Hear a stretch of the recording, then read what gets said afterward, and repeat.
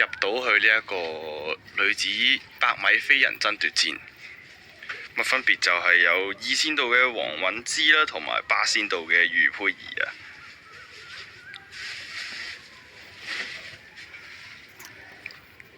第3線阿聯酋拉娜。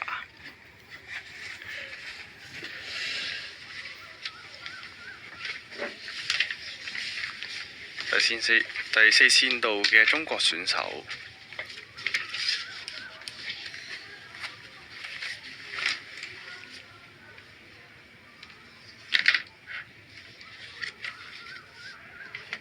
第5線道有印度嘅選手，第6線道嚟自卡塔爾丹拿，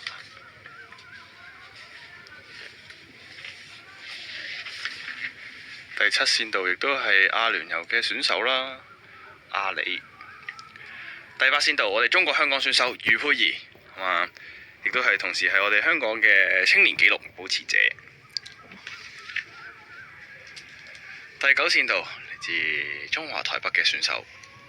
咁另外國家隊陳欽璇呢，第4線嘅卡塔爾嘅第6線丹拿。咁好接近啊！第4線同第6線。陳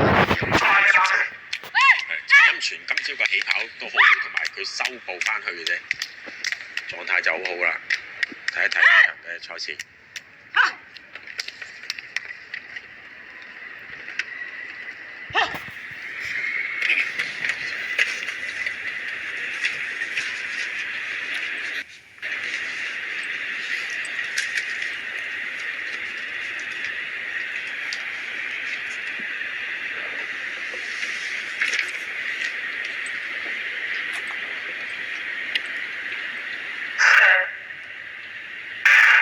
好，起跑嘅時候咧，中間線啊比較快啲喎。印度選手第5線，咁啊陳欽璇咧呢度加速追咗上去，可以捱埋去啦。哇！但後邊俾人上埋，卡塔爾上到嚟啊！臨尾過咗，臨尾選手係啦，一路都領先嘅中國本來，不過就臨尾捱唔到嗰段啦，最後嗰段後勁好犀利喎，卡塔爾嘅運動員。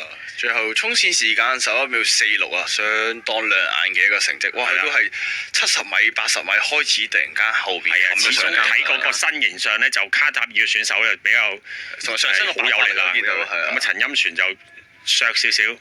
咁睇翻最後壓線贏咗啦，11秒46啊，暫時。咁啊，風速係0.1嘅。而我哋中國香港嘅選手余佩儀同埋黃韻芝咧，就應該都第6左右啦。睇睇時間出咗嚟啦。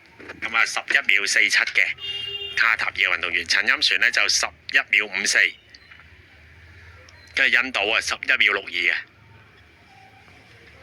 嚟過啦。咁喺記得係應該14年啊，喺亞青賽呢，就喺小巨蛋台北小巨蛋度跑呢，梁小正就係同阿袁琪琪鬥嘅，嗰陣時都係11秒59，如果冇記錯。